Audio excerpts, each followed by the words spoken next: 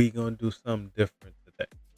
We gonna play some fun facts that we never knew. It's not really facts personally, but there's still facts in there that we never knew before, but we gonna all know now.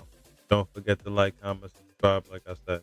What if I told you that some of the greatest disasters in human history weren't caused by nature, war, or terrorism, but by simple human mistakes? Y'all heard them, right? Y'all heard them, right? I know y'all heard them. We gonna get into it. Regular people doing their jobs, making one wrong decision that would turn their world into a literal hellscape. Meet Rajesh. December 2nd, 1984, he's working the night shift, very worried at the Union Carbide pesticide plant in Bhopal, India. His daughter had caught a fever earlier, so his wife told him she'd call the plant if it got worse. But tonight, something else is about to go very, very wrong. Around midnight, Rajesh notices the pressure gauge climbing, but he thinks it's just broken. Because surely, the safety systems would have triggered by now, right? But they hadn't. Because some maintenance worker had accidentally flushed water into a storage tank containing 40 tons of methyl isocyanate, one of the most toxic chemicals ever manufactured. But why didn't the safeties go off? To save money. Money had disabled them. What happened next took just 2 hours to unfold. The water triggered a runaway chemical reaction. The temperature inside the tank shot up to 200 degrees Celsius. At 12:40 a.m., a safety valve burst and a massive cloud of toxic gas exploded into the night sky over Bhopal. Rajesh couldn't warn anyone. The plant's siren turned off to avoid disturbing the neighbors. By the time people realized what was happening, it was too late. People woke up choking, their eyes burning, their lungs filling with fluid. They ran into the streets, coughing blood, temporarily blinded. Some died in their sleep. Others made it a few blocks before collapsing. In hours, 3,800 people were dead.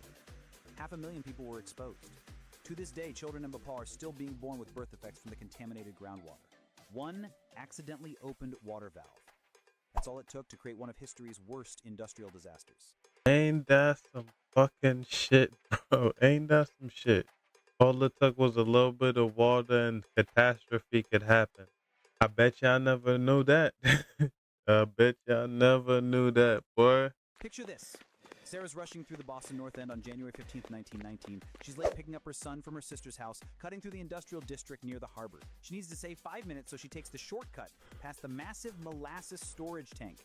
The one that's been making weird groaning sounds lately, but hey, her sister's already annoyed she's late, so at exactly 12:30 p.m., Sarah hears a sound she'll describe later as like a machine gun.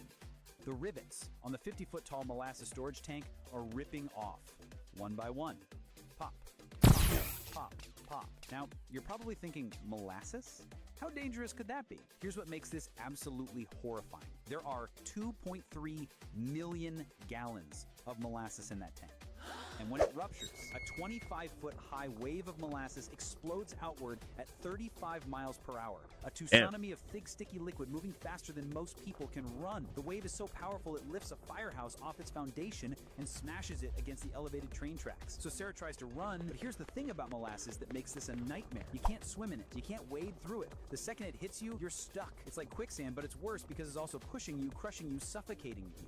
21 people died. Some drowned standing up, unable to move as the molasses filled their nose and mouth. Others were crushed against buildings. The molasses was waist deep across two.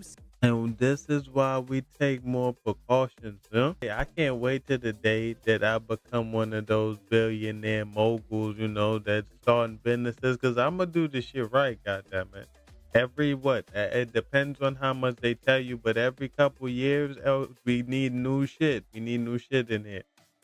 Cause you know, like that's the crazy part is like some of these companies will have these things for centuries type shit. It's like you don't need centuries, even though it's not really centuries, but you know what I mean. Like you don't need it for that long. Use the money that you made out of it, make something little new. I'm pretty sure you could do that. People will want to use it until it's absolutely broken, and then when something bad happened, depending on what it is, really. But when something bad happened, then they'll want to be like, "Oh, my bad. We'll pay out." Really? Who went to jail for this? That's the question. Who went to jail for this? The last one was a fair one, but this one, oh yeah, no.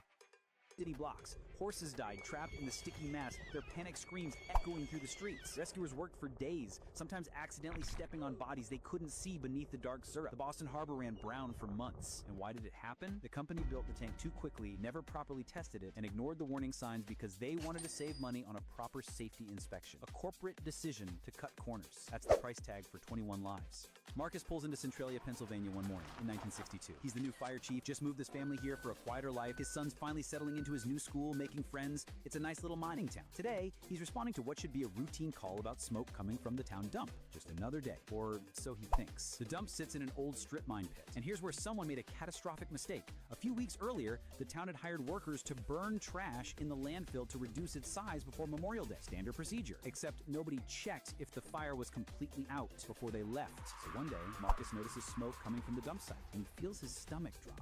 So he went to check, but he noticed that smoke was coming from below the dump site because the fire had found the underground coal seam below the town, the massive coal seam that ran beneath the entire town. They tried everything. Firefighters dug trenches, engineers pumped water, they excavated burning material, but nothing worked, so the fire kept spreading through the abandoned mine tunnels below Centralia, following veins of coal that connected to other veins, other tunnels, other mines. There's nothing they could do. So by the 1970s, things got weird, then terrifying, because the ground was heating up, too hot to touch in places. Poisonous gases began seeping up through basements. Trees and vegetation died in perfect circles where carbon monoxide vented from below. The highway developed cracks that spewed steam. In fact, in 1981, a 12-year-old boy nearly died when a sinkhole opened beneath him, dropping him into a 150-degree pit filled with carbon monoxide. So the government gave up. In 1992, they told everyone that they had to leave. Today, Centralia is a ghost town with maybe 10 holdouts, but the fire is still burning. Right now, as you watch this video, scientists estimate it has enough coal to continue burning for another 250 years because someone didn't properly extinguish a trash fire 60.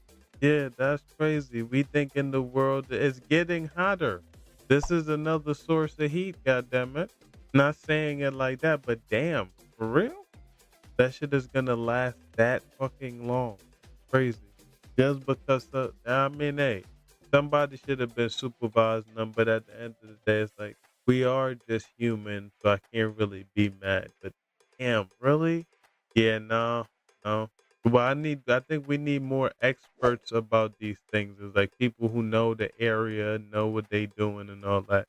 Like give a good survey just so they tell them. Because if you say, hey, about 10 feet underground is coal, and that coal is connected to this huge mine, try to burn as much as you can, but don't overdo it and make sure it's out for me, please. But they could have said that and somebody could have just left it anyway. Who going to jail for this? Years ago.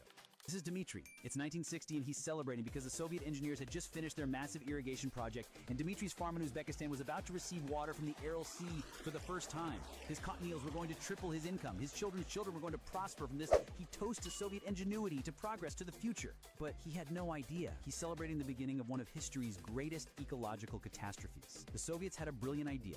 Divert two massive rivers, the Amu Darya and Sirdarya, away from the Aral Sea to irrigate the desert and grow cotton. On paper, it was a triumph of human engineering, transform wasteland into productive farmland. What could go wrong? Unfortunately, everything. But it happened so slowly that people like Dmitry didn't notice until it was far too late. So year by year, the Aral Sea began to shrink just a little at first. Fishing boats had to go a little farther. The ports needed extensions. No big deal, right? But by 1989, the Aral Sea had split in two. By 2014, the eastern basin was completely gone. What was once the world's fourth largest lake had lost 90% of its volume. So fishing villages that were on the coast were now 100 miles from water. Rescue ships sat in the middle of a toxic desert. But here's where it becomes hell on earth. The exposed seabed wasn't just sand, because for decades, the Soviets had tested biological weapons on an island in the Aral Sea. They dumped pesticides, fertilizers, and industrial waste into the water. So now salt storms sweep up 100 million tons of toxic poisonous dust every year, carrying it across Central Asia.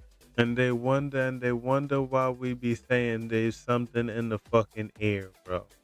You hear this shit, right? These are real things that happen. They was just dumping that shit right there, not caring about nothing. Figuring out why. So this could be a reason why some people is fucked up, because think about it, right? Not even a small gust of wind. Remember, wind always travels. All that is just gonna move it up into the atmosphere and it's gonna travel the globe. Not in clumps, not in nothing. Like, you just remember that the smallest amount can still add up. Remember earlier the dude said kids are still. Remember that was just smoke at that. The kids are still today are still coming out a little bit divorced. The region now has the highest rates of throat cancer in the world. Infant mortality skyrocketed. Birth defects became common. Kidney disease, respiratory illness, anemia, all endemic. The climate changed. Summers got hotter, winters got colder, and the growing season shortened, destroying the very farms the project was meant to help. Dmitry lived to see his grandchildren born with severe health problems, to see the fishing industry die, to see his community poisoned by dust storms carrying decades of Soviet chemical weapons residue. He lived to see paradise turn to hell, all because planners never asked what happens if we drain a sea. Yuki's sitting at her desk at the Fukushima Daiichi nuclear power plant on March 11th, 2011. She's an administrative worker, and honestly, it's a boring Friday afternoon. Her ex-husband is supposed to drop her daughter off at 6 p.m., and she's already planning what to make for dinner. The plant has been running safely for 40 years. It's one of the most sophisticated facilities in the world with backup systems for the backup systems. But at 2:46 p.m., the building starts to shake. The Tohoku earthquake hits, magnitude 9.0, one of the most powerful earthquakes ever recorded. But here's the thing, the plant handles it perfectly. So the reactors automatically shut down, the emergency systems engage. Everything is working exactly as designed. Yuki and everyone else evacuate to the safe zones. For 41 minutes, everything seems okay. They survived. They're safe. But then someone spots it on the horizon, a wall of water. The tsunami is 46 feet tall. And here's the fatal mistake. When they built Fukushima Daiichi in the 1960s, engineers calculated the maximum possible tsunami height at 38 feet. They built the seawall to 33 feet to save money. They were wrong by 13 feet. That's all, 13 feet. The tsunami washes over the seawall like it's not even there. It floods the basement where, and this is the critical failure, the emergency diesel generators are located. The same generators that cool the reactor cores, the same generators that prevent meltdown. Every single one fails. All of them at the same time. Now the plant is running on batteries, just batteries. And those batteries have about 8 hours of life. Yuki and everyone else have already been evacuated, but the skeleton crew knows what's coming. They have 8 hours to restore power to the cooling systems, or 3 reactors will melt down. And unfortunately, they don't make it. So over the next 4 days, Japan watches in horror as 3 reactors experience full meltdown. Hydrogen builds up in the containment buildings. Then the explosions start. 1, 2, 3. Massive blasts that blow the roofs off the reactor buildings, sending radioactive material into the atmosphere. The radiation readings are so high that they can only stay on site for minutes at a time. A 12-mile exclusion zone is established, then expanded to 20 miles. 154,000 people evacuate their homes. Some will never return. The government later admits the evacuation should have been wider, but they didn't want to cause panic. Radioactive water is still leaking into the Pacific Ocean today. The cleanup will take 40 years and cost over $200 billion. Towns inside the exclusion zone look like the apocalypse. Abandoned cars, empty homes, personal belongings left behind in a panic. Wild animals now roam the That's goddamn crazy, bro. And it's like I understand the reason for those things, but then I don't understand because it's like, yo, it's just that simple. And it's not even that's not even a simple situation. You cannot sit here and say a tsunami is something that's simple. That shit is not simple, but damn. And all it took was 13 feet. Y'all heard him. All it took was 13 feet, and it would have been better than it was. But they did it to save money. And ain't nobody could be blamed for that one right there. That was a natural occurrence. Even if they had the 13 feet, the shit could have still happened anyway. Because once water hits something that's longer, maybe it'll break. I don't know. But damn. But those are fun facts I bet y'all never know. We're the one doing the most damage. So don't forget to like, comment, subscribe, and tell me what y'all think in the comments.